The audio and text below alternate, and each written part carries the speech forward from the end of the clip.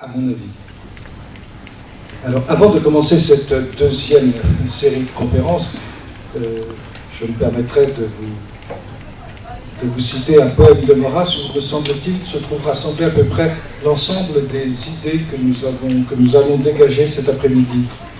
Sur les grandes routes enlacées qui serpentent sous nos étoiles, le vent de mer qui frissonnait tendit mon cœur comme une étoile, les coups d'ailes supérieures, dans la solitude farouche du sombre flot, pressant la fleur ou la pressant jusqu'à ma bouche, la vie entière m'a paru la sa dureté, son amour. Attendez, je me trompe parce que... Oui, mais tu vois... Non, oui, excuse-moi, je reprends. Du sombre flot cueillant la fleur ou la pressant jusqu'à ma bouche, comme il mettait en mouvement, depuis la cendre des ancêtres jusqu'au brasier du firmament, toutes les sources de mon être, la vie entière m'a paru sa dureté, son amertume, et quelques lieux qu'on ait couru, cette douceur qui m'a parfumé. Enfant trop vif, adolescent que les disgrâces endurcirent, à mon automne, enfin, je sens cette douceur qui m'a déchiré. Presque à la veille d'être au port où s'apaise le cœur des hommes, je ne crois plus les pauvres morts mieux partagés que nous ne sommes. Je le conduis vers mon tombeau.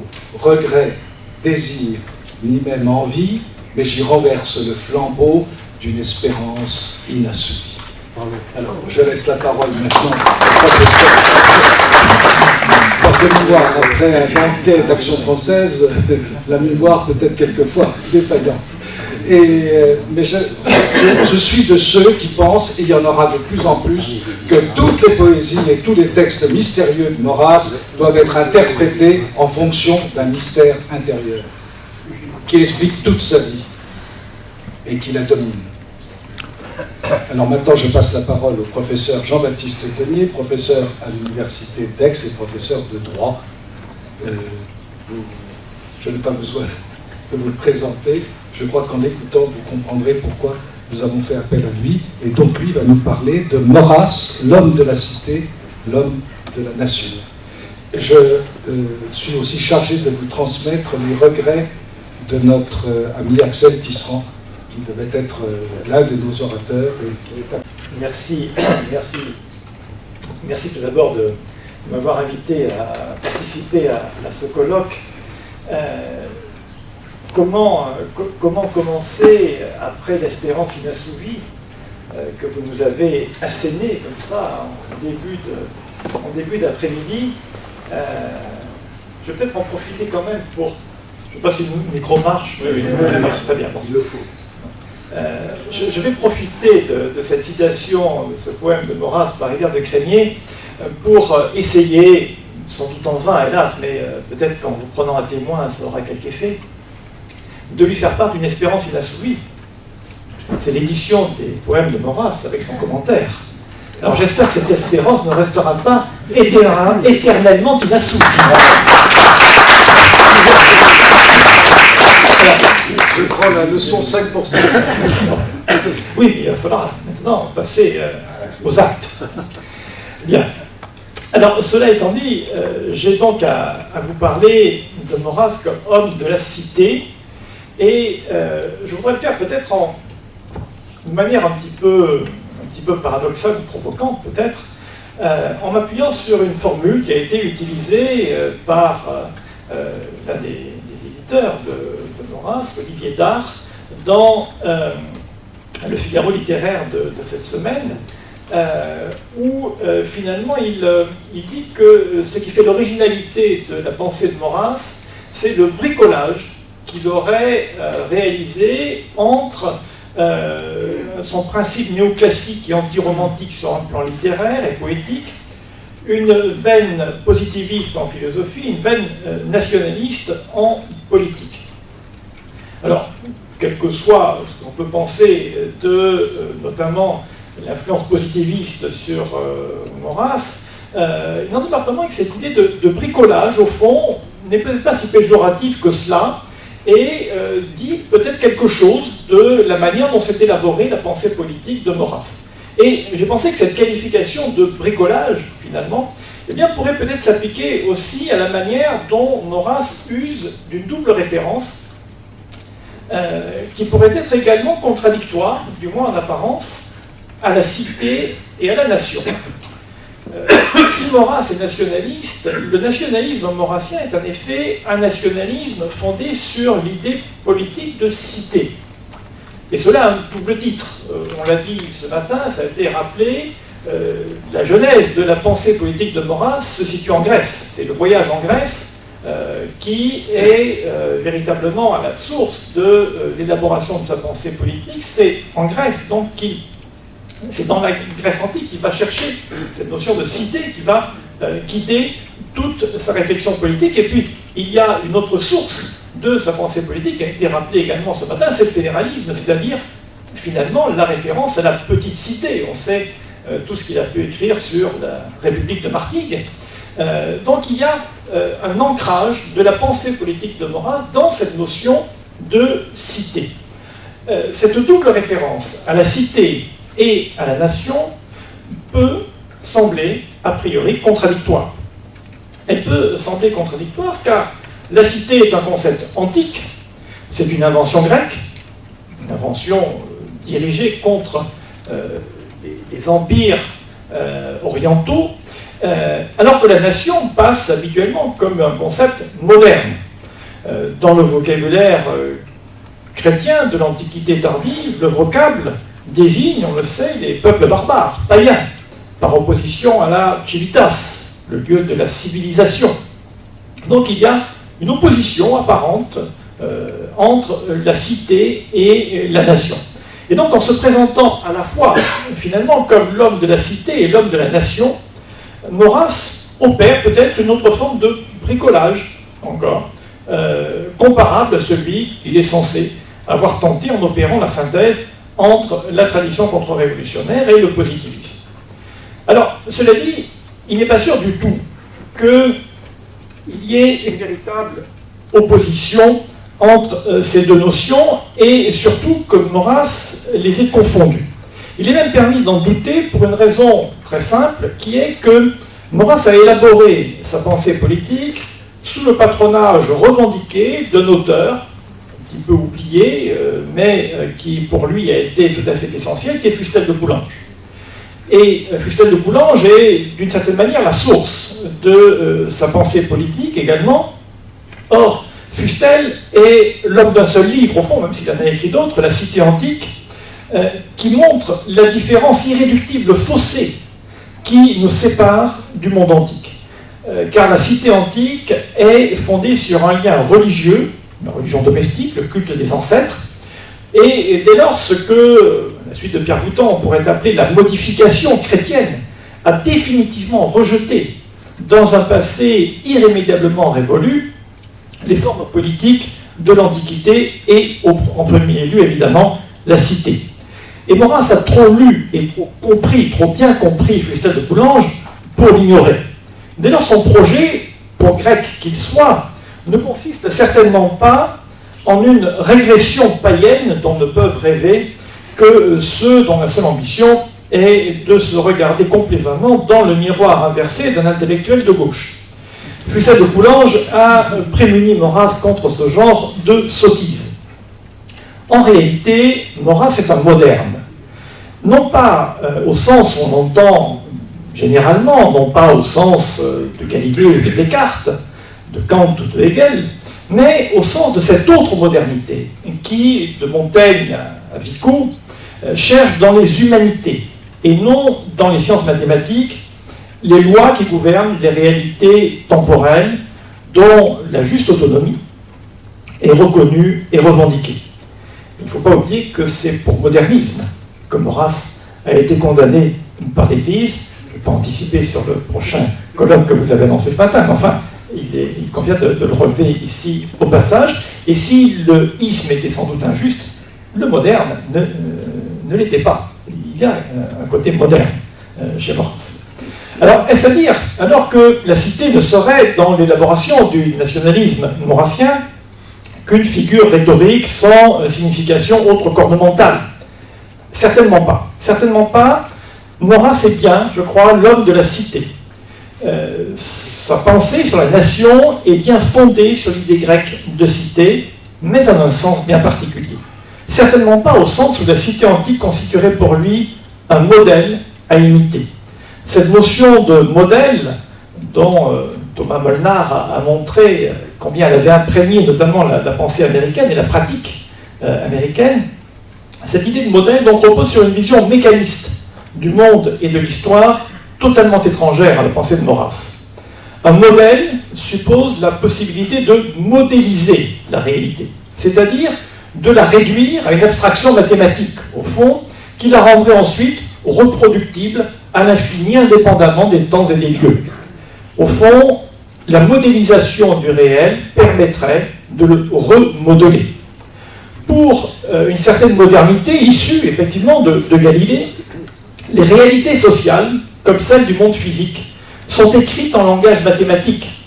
Et on peut donc en élaborer des modèles, au même titre que les modèles de la physique moderne.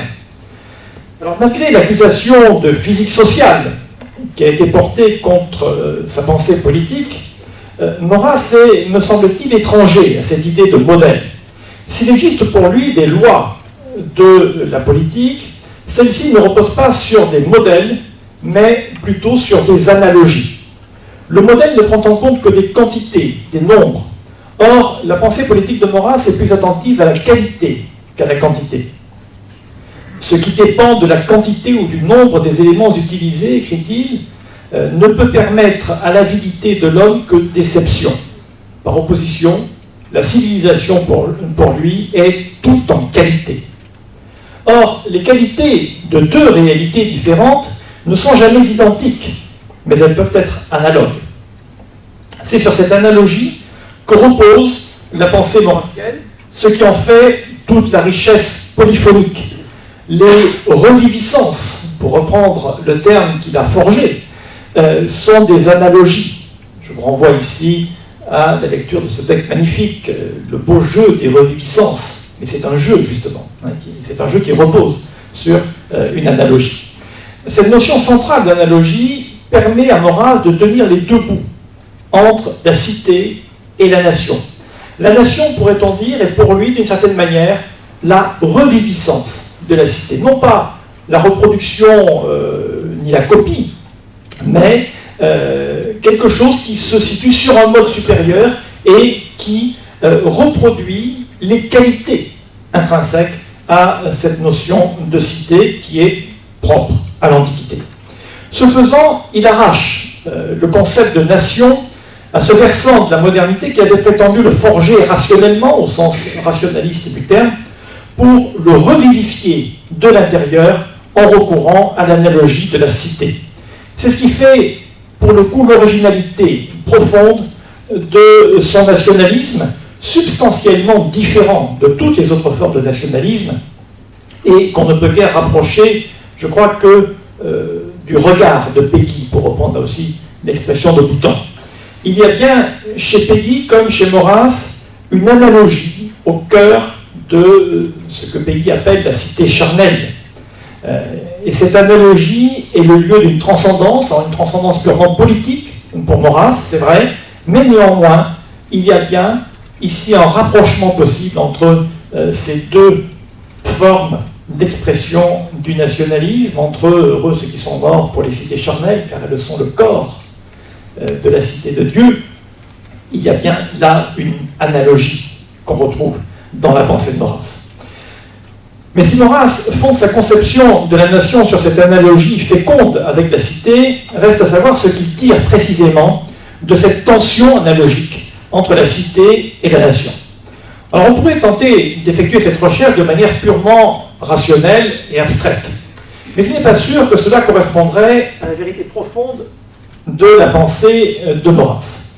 Aussi, je me proposerais plutôt de le faire à travers ce qu'on pourrait appeler, à la suite là encore de mon cher Vico, des universaux poétiques que l'on trouve dans l'œuvre de Maurras et qui éclairent d'une manière qui me semble plus vraie ce que représente pour lui aussi bien la cité que la nation, les deux notions s'éclairant mutuellement par le truchement de ces universaux poétiques. Alors qu'est-ce qui, dans ces universaux poétiques, dispersée dans l'œuvre de Maurras, caractérise la cité et qui éclaire sa conception de la nation, eh bien, il me semble que ce qui caractérise la cité, c'est cette notion qu'on a déjà évoquée ce matin et qui est tout à fait centrale dans l'œuvre de Maurras, qui est la notion de limite. La cité est essentiellement, pour Maurras, marquée par la limite. C'est le contraire d'un tout indéfini. Alors ces limites de la cité, toutefois, ne se réduisent pas, chez Maurras, aux dimensions de l'horizontalité. Et là aussi, c'est une de ses particularités. Ce sont aussi, si vous me passez l'expression, des limites verticales qui expriment la transcendance politique de la cité. La cité est d'abord, pour Maurras, enracinée dans des fondations. Elle est ensuite délimitée par des murs. Elle est enfin ouverte sur le ciel. Eh bien, c'est cette cité que je vous propose de visiter rapidement ensemble cet après-midi, en partant des fondations de la cité, pour ensuite aller sur les murs de la cité et enfin voir le ciel de la cité. Ce seront les trois parties que j'essaierai de vous présenter successivement. Les fondations de la cité, tout d'abord. Il s'agit de fondations réelles et non de fondements rationnels. L'analogie de la cité prémunit Maurras de la vaine tentation consistant à chercher à la nation, comme communauté politique, un fondement rationnel, le pacte social, par exemple. La cité est d'abord une réalité. Elle est enracinée dans un sol. Ses fondations relient les vivants et les morts. Parmi les fondations de la cité, il y a donc à la fois les morts et les vivants. Les morts, tout d'abord. Les cités, ce sont d'abord des morts. Si toute la cité antique, écrit Maurras, repose sur le cimetière, il faut se rendre compte que la cité moderne ne saurait trouver en un autre lieu des fondements solides. Les fondations de la cité sont dans ces morts. Alors cette analogie explicite ici entre la cité moderne, entendez la nation, et la cité antique écarte toute conception idéologique de la nation. La nation ne repose pas, je l'ai évoqué, sur un contrat social, ne repose pas sur un acte de volonté. Elle ne repose pas non plus sur des valeurs partagées, comme on a tendance à le dire aujourd'hui très, très facilement. Les valeurs, c'est ce qui divise, c'est pas ce qui unit. Il y a un texte de Maurras qui est très explicite là-dessus, qui est très, très clair.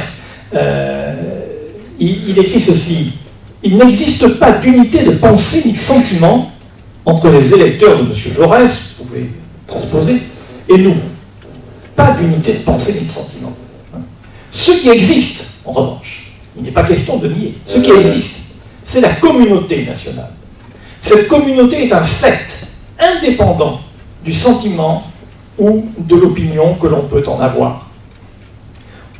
Tout est dit. Ce qui unit, ce ne sont pas les valeurs. Les valeurs, elles divisent, au contraire. Les opinions, les sentiments, je suis certain que, même entre nous dans cette salle, si chacun se met à développer ses opinions, au bout de 5 minutes, nous allons tous être le contraire de ce qu'on pourrait qualifier d'unité. Donc, l'opinion, le sentiment, c'est ce qui divise. Et donc, on ne peut pas fonder une nation sur une communauté de valeurs. C'est totalement absurde. La nation, pour Maurras, c'est une réalité. Elle repose sur un fait. Ce fait est très simple. Ce sont les morts qui nous ont précédés sur notre sol. L'existence de ces morts, leur mémoire conservée dans nos cimetières, est le premier lieu de la nation. Et c'est là une grande leçon d'humilité, au fond. Car cela signifie très clairement que la nation n'est pas assimilable à un conglomérat d'individus rassemblés un peu par hasard en un lieu donné.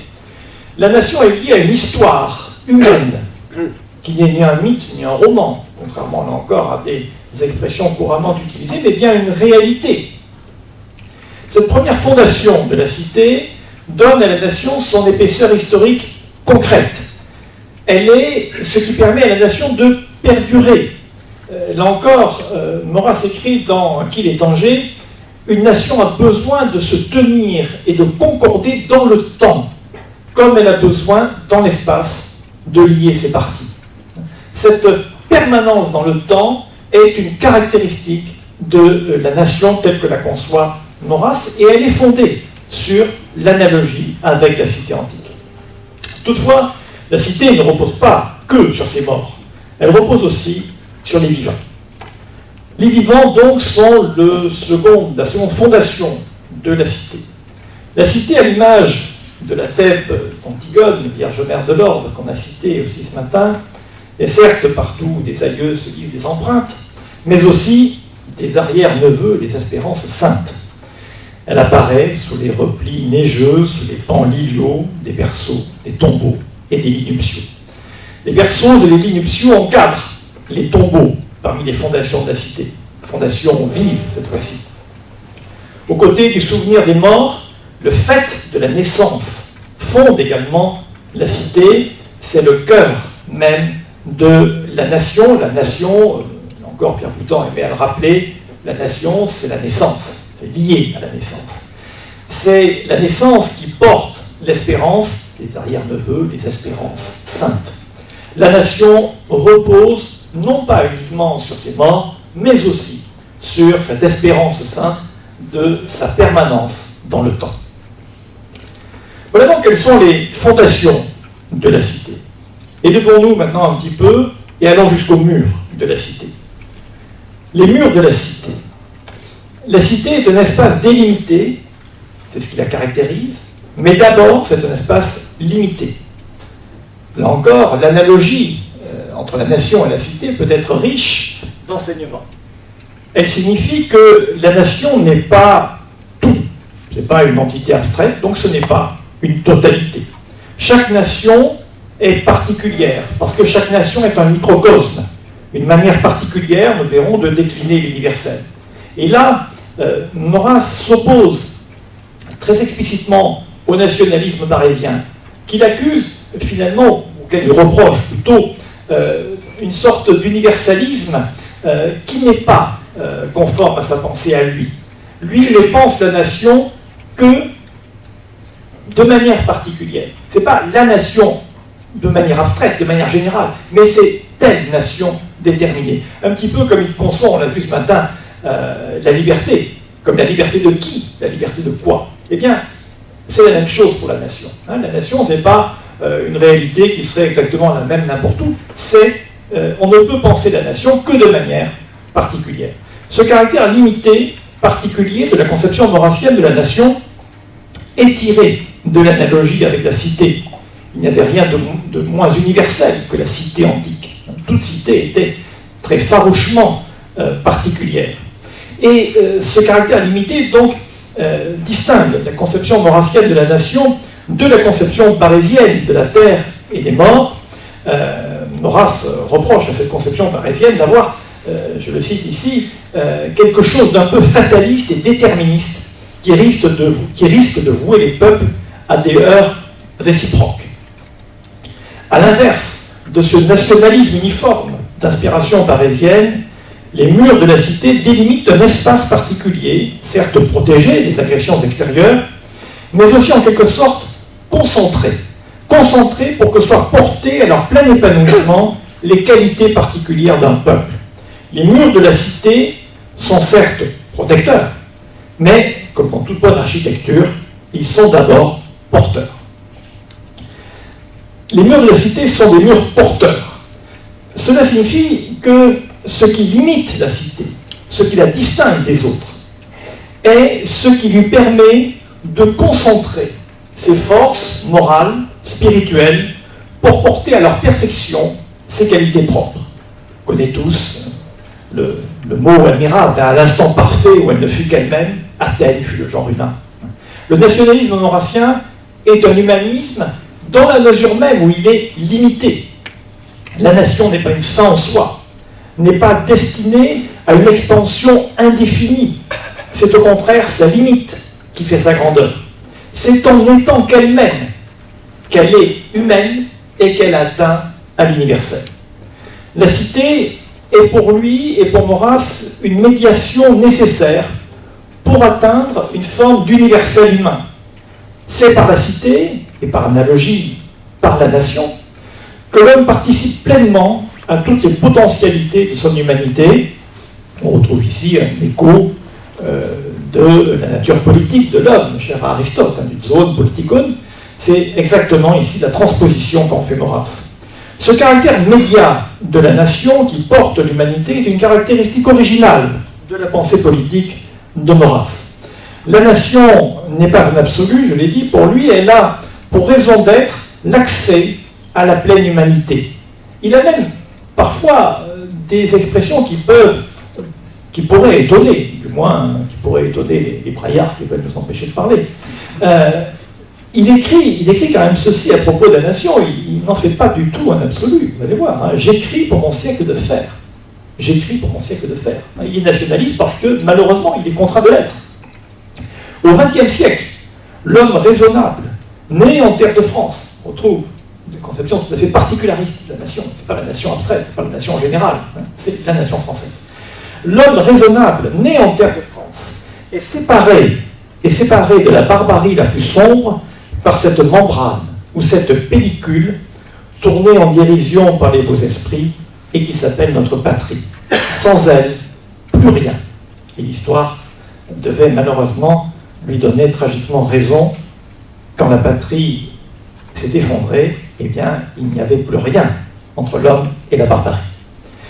C'est pourquoi le principe qui, dans l'ordre des temps, écrit-il dans Sans la muraille des cyprès, un texte tout à fait essentiel de Maurras, le principe qui, dans l'ordre des temps, passe avant tous les autres est celui de la défense, de la protection, le principe du rempart, le théorème du cyprès, le plus humain de tous. Le plus humain de tous parce que sans la muraille qui protège la cité, eh bien, l'humanité elle-même est mise en péril. Les murs de la cité, si ce sont des murs porteurs, qui portent le meilleur des qualités humaines qui fleurissent, eh bien, ce sont aussi des murs protecteurs.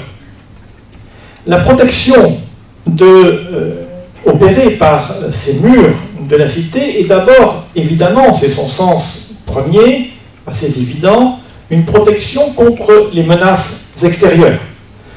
Je ne résiste pas ici au plaisir de vous lire, un peu longuement peut-être, pas trop longuement, un des textes, enfin le texte qui ouvre ce recueil, intitulé Sans la muraille des cyprès, et qui dit tout justement sur ces murs protecteurs. Sans la muraille des cyprès, que nos jardiniers, laboureurs, vignerons plantent d'un bout à l'autre de leur plaine battue des vents, qu'est-ce qui deviendrait les myrtes et les roses, les souches et les blés, l'herbage des prairies et tout le petit peuple des fraisiers et des fèves, des oignons, des eaux, piments. De son rempart de feuilles noires, ce guerrier protecteur doit sauver ce qui pointe des précoces végétations. Voilà son utilité principale. Les poètes et les sages se sont bien efforcés de surprendre et de définir quelques autres symboles exprimés par ce beau tronc odoriférant. Ce style fier, ce branchage plein d'harmonie. Détourner les coups de la foudre, marquer l'heure au soleil, porter haut dans le deuil l'intérêt donné à la vie, avertir que tout est mortel, soit. Mais cela ne vient que fort loin, après le grand devoir, qui est de monter la faction contre l'intempérie. Le cyprès endure, il se tient immobile et fort contre tous ces esprits d'éternelle mobilité qui courent nos espaces et déchaînent le trouble sur les frêles semences de l'espérance et de la foi. Quelle loi ne serait caduque, quelle constante naturelle ne céderait à l'incessante variation si le gardien inébranlable ne s'élevait de dures racines qui ne tremblent point. Là encore, je crois que, effectivement, une colloque sur Maurras littéraire s'impose. Mais pour en rester simplement au sens de ce texte poétique de Maurras, eh bien, il y a cette idée toute simple, au fond, que eh bien, le supérieur dépend de l'inférieur. Il ne s'agit pas de diviniser la muraille, mais sans la muraille, eh bien, il est impossible de se préserver des intempéries, tout simplement, et c'est à l'abri de la muraille que peut éclore une vie véritablement humaine. C'est ce qui fait la légitimité de la politique. Mais les murs de la cité ne protègent pas simplement contre les menaces extérieures, les murs de la cité protègent également l'amitié à l'intérieur. Cette notion d'amitié est tout à fait centrale dans la pensée politique de Maurras, et il y revient longuement à la fin de sa vie dans Votre Belle aujourd'hui, qui a été cité là encore ce matin, dans un texte que je voudrais vous citer, qui a été repris, qu'il a repris dans ses œuvres capitales. Il parle du constat suivant: quand ils se rencontrent, courant seuls dans la brousse, inconnus l'un à l'autre, deux hommes ont toujours chance de se tenir pour deux loups, tant ils se veulent de bien et de mal, rien qu'en respirant leur chair fraîche. Mais à l'intérieur, au repli d'un même rempart, il y a chance inverse qu'ils se traitent comme des dieux, tant leur rend de service le jeu naturel des besoins. Une morale supérieure donne un précepte héroïque d'amour et d'entraide absolue à n'importe lequel des hommes. Je ne dis pas ce qui doit être, mais ce qui est physiquement. L'art et l'objet de la politique est de cultiver et de développer la belle et naturelle chance heureuse, la vertu de ce mur d'enceinte dont le bienfait direct est d'ouvrir les mains et les cœurs. Le mur n'est pas une fermeture, il est, au contraire, ce qui, à l'intérieur, protège et donc ouvre les mains et les cœurs. Ces murs protecteurs délimitent l'espace horizontal, mais sont, à la verticale, si j'ose dire, ouverts sur le ciel. Et donc, après les fondations, après les murs, eh bien, je vous invite à tourner nos regards maintenant vers le ciel de la cité. La cité n'est pas un espace clos dans lequel tout devrait s'intégrer. Limitée dans l'espace, elle reste ouverte sur un ciel supérieur qui, lui, n'est pas délimité. Un ciel supérieur car il y a pour Maurras, au-delà de la cité, il y a justement eh bien, quelque chose qui est supérieur. Il y a un au-delà de la cité, qui est tout aussi nécessaire à son unité que ses murs et ses fondations. On reste bien dans une forme de transcendance politique ici. Ce ciel supérieur ramène le regard, écrit Maurras là aussi dans Sans la muraille des cyprès, dans les voies de l'antique espérance, au terme desquelles sourit la bienveillance et la bienfaisance d'un Dieu. Et Boutan fait remarquer que dans ce texte, qui est une reprise d'un texte antérieur, Maurras ajoute une majuscule au mot Dieu, ici. Donc, effectivement, il y a un ciel supérieur qui ramène le regard dans les voies de l'antique espérance, au terme desquelles sourit la bienveillance et la bienfaisance d'un Dieu. Et le texte poursuit: sans l'unité divine et ses conséquences de discipline et de dogme, l'unité mentale, l'unité morale, l'unité politique disparaissent en même temps. Elles ne se reforment que si on rétablit la première unité. Sans Dieu, plus de vrai ni de faux, plus de droit, plus de loi. Sans Dieu, une logique rigoureuse égale la pire folie à la plus parfaite raison. Sans Dieu, tuer, voler sont des actes d'une innocence parfaite. Il n'y a point de crime qui ne devienne indifférent, ni de révolution qui ne soit légitime, car sans Dieu, le principe de l'examen subsiste seul, principe qui peut tout exclure, mais qui ne peut fonder rien. On a là une forme de transcendance politique. On reste dans le domaine de la politique, encore une fois. Je ne pense pas que Maurras aille au-delà dans ce texte encore. Mais cela me fait penser à... il a été cité ce matin, et finalement les analogies, là aussi, sont peut-être intéressantes. Ce texte de Maurras m'a fait penser à un texte de Benoît XVI, sur lequel je me suis un petit peu penché, qui est un texte absolument fondamental, qui intéresse essentiellement la philosophie du droit, raison pour laquelle je me suis un petit peu intéressé, mais pas uniquement. Benoît XVI, dans un discours, le clergé italien, le clergé d'Aoste, le diocèse d'Aoste, essaie de montrer que finalement, eh bien, les droits de l'homme, l'état de droit, comme on le dit, eh bien, ne repose que sur, ne peut être fondé, on retrouve ici l'idée maurassienne de fondation, ne peut être fondé que sur le présupposé de l'existence d'une d'un Dieu, d'une réalité supérieure. Et alors, ça ne veut pas, ça n'implique pas nécessairement la foi théologale, bien entendu, hein, mais c'est une inversion de ce qui est à l'origine d'une certaine modernité juridique notamment, qui est l'hypothèse de Grotius. Grotius est un des pères de l'école moderne du droit naturel, et Grotius a émis cette hypothèse qu'au demeurant il estimait absurde, selon laquelle, même si Dieu n'existait pas, eh bien, il existerait néanmoins des droits naturels. Bon. Et Benoît XVI, au début du XXIe siècle, inverse l'hypothèse de Grotius et démontre que finalement des droits naturels ne peuvent exister que si l'on suppose, même sans y croire, éventuellement, l'existence de Dieu. Eh bien, Maurras dit exactement la même chose dans ce texte-là. Hein, c'est-à-dire qu'il y a une transcendance politique qui est nécessaire à l'unité même de la cité et de la nation. Ce ciel supérieur circonscrit la cité par le haut, délimite le domaine du politique. Le domaine du politique est limité au temporel, à la terre.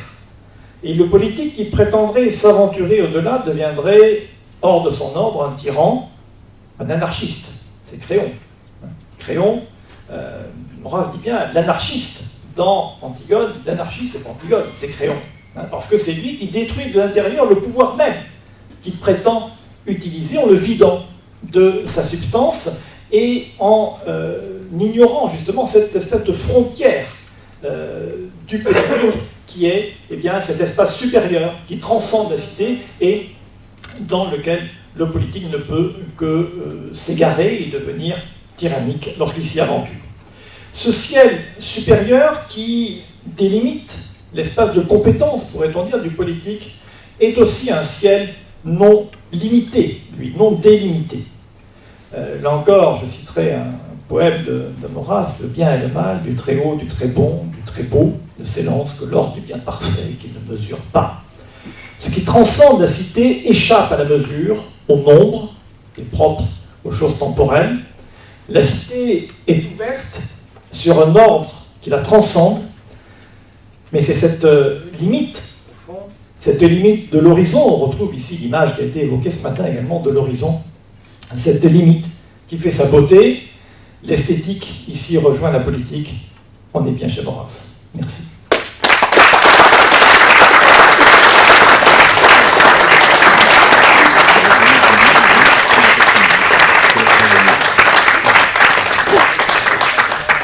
Bon, un immense merci à Jean-Baptiste Tonier.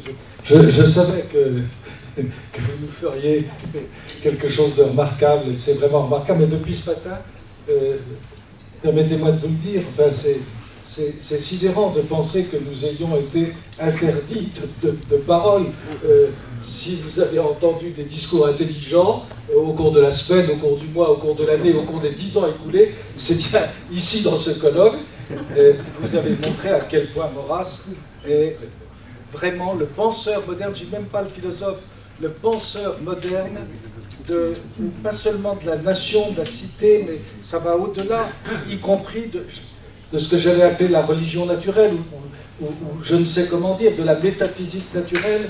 Il y a là une pensée d'une profondeur exprimée dans une langue incomparable, d'une précision, d'une justesse, d'une perfection, et on reste médusé. Je sais que vous êtes très pressé, est-ce que vous acceptez?